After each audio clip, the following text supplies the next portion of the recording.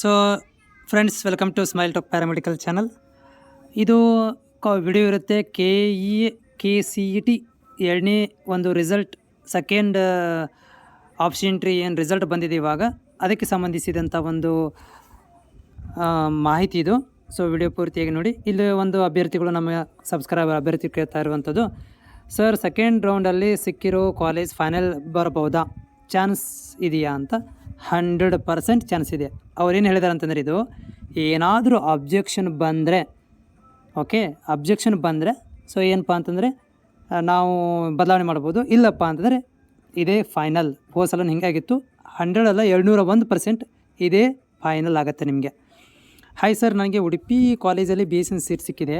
ಈಗ first ರೌಂಡಲ್ಲಿ choice to select ಮಾಡಿ hold ಇಟ್ಟಿರೋ ಕಾಲೇಜ್ ಡಿಲೀಟ್ ಆಗಿರುತ್ತೆ ಅಲ್ವಾ ಸರ್? ಈಗ ಪ್ರೊವಿಷನಲ್ ರಿಸಲ್ಟ್ ಒಳಗಡೆ ಸಿಕ್ಕಿರೋ ಕಾಲೇಜ್ ನೆಕ್ಸ್ಟ್ ಫೈನಲ್ ರಿಸಲ್ಟ್ ಒಳಗಡೆ ಸಿಗೋದೆ. ಯಾವುದು ಕಾಲೇಜ್ ಅಲರ್ಟ್ ಆಗಿಲ್ಲ ಅಂದರೆ ಫಸ್ಟ್ ರೌಂಡಲ್ಲಿ ಹೋಲ್ಡ್ ಇಟ್ಟಿರೋ ಕಾಲೇಜ್ಗೆ ಅಡ್ಮಿಷನ್ ಹೋಗ್ಬೋದಾ? ನೋಡಿ, ಇವ್ರೇನು ಕೇಳ್ತಾ ಇದ್ದಾರೆ ಅಂದರೆ, ಈಗ ಸೆಕೆಂಡ್ ರೌಂಡಲ್ಲಿ ಸೀಟ್ ಏನಾದರೂ ನನಗೆ ಸಿಕ್ಕರೆ ಇದೇ ಫೈನಲಲ್ಲಿ ಸಿಗುತ್ತಾ? ಹೌದು, 100% ಇದೇ ಫೈನಲಲ್ಲಿ ಸಿಗುತ್ತೆ. ಆಮೇಲೆ ಫಸ್ಟಲ್ಲಿ ಸಿಕ್ಕಿರೋದು ಡಿಲೀಟ್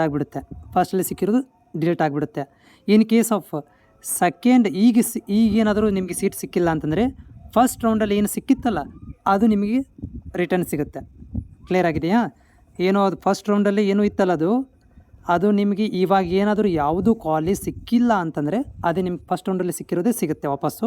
ಇಲ್ಲಪ್ಪ ನನಗೆ ಈಗ ಸಿಕ್ಕಿದೆ, ಈಗ ಸೀಟ್ ಅಲಾಟ್ಮೆಂಟ್ ಆಗಿದೆ ಅಂದಾಗ ಅದು ಫಸ್ಟ್ ರೌಂಡಲ್ಲಿ ಸಿಕ್ಕಿರುವಂಥದ್ದು ಆಟೋಮೆಟಿಕ್ಲಿ ಡಿಲೀಟ್ ಆಗಿಬಿಡುತ್ತೆ.